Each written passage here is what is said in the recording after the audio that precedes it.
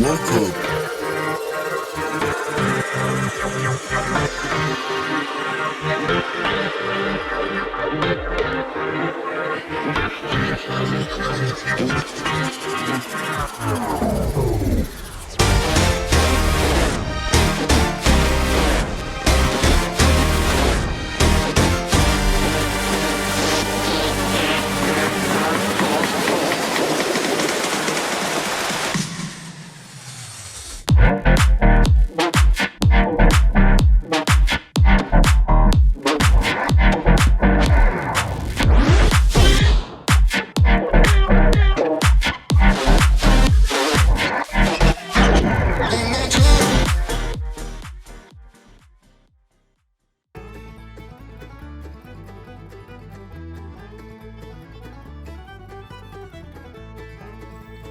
Welcome to the Everything Podcast, Season 3, Episode 55, recorded on the 26th of February 2024, released on the 29th of February 2024. For the next couple of episodes, we are going to be doing some Doctor Who news a Doctor Who news roundup, but it was pretty split across multiple episodes. I don't know how many. We'll just keep going until all the news that needs to be covered has been covered, basically. But in this episode, I'm going to be reading an extract from the Giggle ebook. Now, the Giggle is the third and final Doctor Who 6th anniversary special, which was broadcast on the 9th of December 2023 to celebrate, obviously, the 60th anniversary. You've all seen it. I did a review of the actual episode itself and the Unleashed and the Invasion commentary and the behind the scenes, so go and check them out. They're on the channel. We're going to be looking at the ebook, so you should be able to see the cover on screen now. So we obviously know that the Giggle or the ebook, or the book version, or the novel even, of the Giggle has been written by James Goss, and we know that the Giggle episode, because we've seen it, so obviously, spoiler warning, there will contain spoilers from the Giggle, and my review of the Giggle in particular as well. So if you haven't watched it, go and watch that episode, and then come back. Obviously, if you've seen it, it's fine, but I've just told you where to go and watch it if you would like to watch it before you continue watching this episode. If you don't mind being spoilers, then feel free to continue. It will does star the 14th Doctor, played by David Tennant, Donna Noble, played by Catherine Tate, and the Toymaker, played by Neil Patrick Harris. So yes, here we go. So we know that James Goss has adapted 3 Doctor Who stories by Douglas Adams for BBC Books, and those stories are City of Death, The Pirate Planet, and The Crit Men. He's also written several original Doctor Who and Torchwood books. His novel Haters is in development as a motion picture, and he has also written for the stage and the radio. I know him for being a big Finnish writer. So there's loads of books. I've talked about them before. So we've got Doctor Who and the Pirate Planet, Doctor Who the Stones of Blood, Doctor Who the Androids of Tara, Doctor Who City of Death, Doctor Who Warriors Gate and Beyond, Doctor Who Resurrection of the Daleks, Doctor Who Revelation of the Daleks, Doctor Who the TV movie, Doctor Who Rose, Doctor Who Dalek, Doctor Who the Christmas Invasion, Doctor Who the Fires of Pompeii, Doctor Who Planet of the U, Doctor Who the Waters of Mars, Doctor Who the Crimson Horror, Doctor Who the Day of the Doctor, Doctor Who the Zygon Invasion, Doctor Who the Eaters of Light, Doctor Who Twice Upon a Time, Doctor Who Kablam, Doctor Who the Witchfinders, Doctor Who the Star Beast, and finally Doctor Who Wild Blue Yonder. So we know that the 14th Doctor has the same face, as it's played by the same actor who played the 10th Doctor. And we know that this ebook or book will play. There is a paperback version, I should have mentioned. There's probably the audiobooks that I think out now as well. And it's based on the TV story which was written by Rusty Davis. This book is a BBC Books book. And the first chapter that we're going to read an extract from is titled Move 1. So here is an extract from the Giggle ebook. This is the end. Is that cheating? Well, it depends on how you play the game. How many moves ahead can you see? For Charles Bandry, the end is a street in London 1925. If he hadn't been hurrying, if it hadn't been raining so hard, if he hadn't forgotten his umbrella, if he hadn't soaked his shoe when he stepped in the gutter to avoid a muttering old lady, if all these little things hadn't happened, then he'd never gone to the department store on Regent Street, wider choice, better prices, slightly further walk. But no, he saw the toy shop just in front of him. Why had he never noticed it before? And he changed his plans. Mr. Emporium's toy shop was a candy-stripped beacon against the drab, wet stone. Its golden windows crowded with all the magic of childhood beckoning him in, waving dolls and smiling teddy bears, little tin horses dangling from a toy carousel, and a little red motorcart spinning on a silver thread. Charles pushed against the door and felt a little thrill as the bell went ting-a-ling.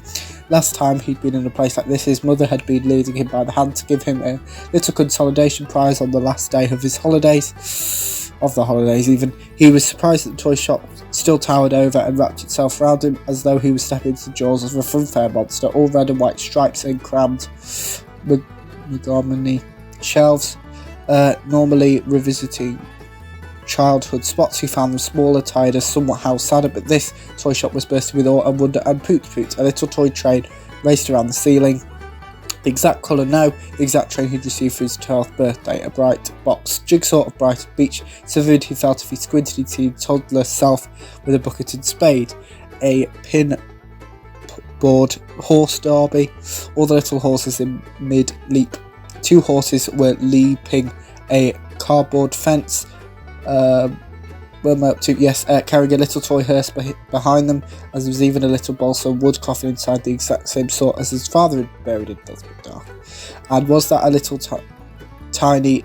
let me try that sentence again. And was that a tiny tin name plate? If he'd leaned forward and squinted, he could maybe read the name. Ding.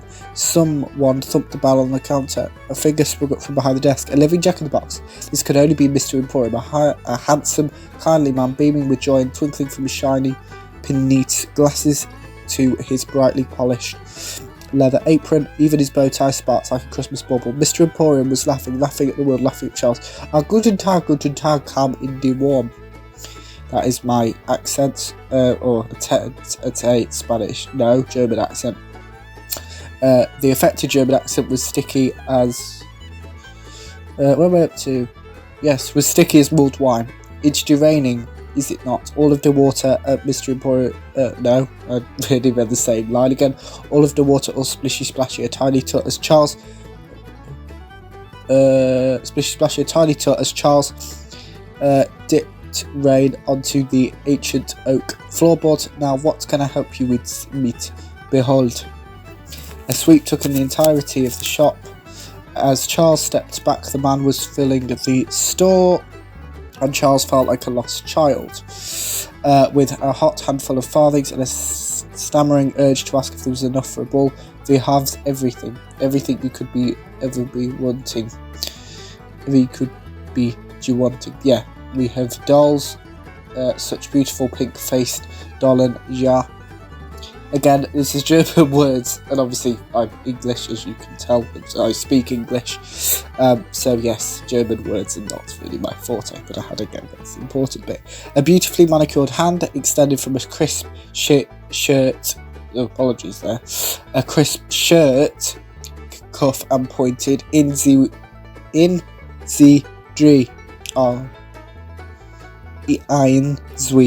there we are. 3 shelves cramped with dolls, their glass eyes sparkling. Charles wondered if he should wave back at them. We have the compendium of game, meaty dice and the snakes and ladders and the rules. He snatched up a box of repeated snakes on the cover dancing. The rules, see, are very, very important, the rules. Don't you think? Also, the box was thrown aside as Mr. Emporium picked up a Morris teddy bear and a toy horse's head on a cantering stick. They could have tried and converted it a bit closer to English. Something about teddy bears and then a hobby horse. Do you not want a hobby horse to go clippity-clop down the strasse? I assume that means road. He rode the horse back and forth behind the counter. Charles felt all of a sudden a little dizzy. The man's show was all too much, like brandy sauce on plum pudding. He'd come for one thing and one thing alone, and he didn't need the full song and dance. He'd not come to buy a toy but a prop. He needed something that looked vaguely human, and now he saw it. Set apart from the Little Princess dolls, Stooky Bell, a ventriloquist dummy 2 feet high, with a pinstripe suit and a paper mache smile. Little puppet family gathered around him just a bit. Yes, the old boy would be perfect for what we needed. He plucked him from the shelf and took him to the counter. I just want this, really, says Charles, feeling a little apologetic. At Mr. Emporium gleams, Stooky Bill, my favourite. But, and the saddest frown, will you leave the family all alone? Poor Stooky Sue and the little Stooky babies. You will leave them without Papa. The widow and orphans will be crying. Mr. Emporium gestured to the abandoned dolls and then screwed his hands into his eyes and pantomime of grief. No, just him, thanks. Charles looks round. Was there anyone else in the shop? Surely there must be children somewhere. The spokesmanship couldn't be just for him. That is an extract from the ebook version of the Giggle book, which you can now get on audiobook, I believe. Ebook, obviously, because I just read it to you. Paperback book, and is that it? What else? No, there's probably one more way, but yes. So that's actually it for this episode. So let me know in the comments below if you've got a copy of the book. Let me know what you think. If you don't, let me know what you thought about that extract. And as always, any review suggestions, do all of that in the comments below. Remember, you can also like and subscribe. And that's it for the Everything Podcast, Season 3, Episode 55. Goodbye.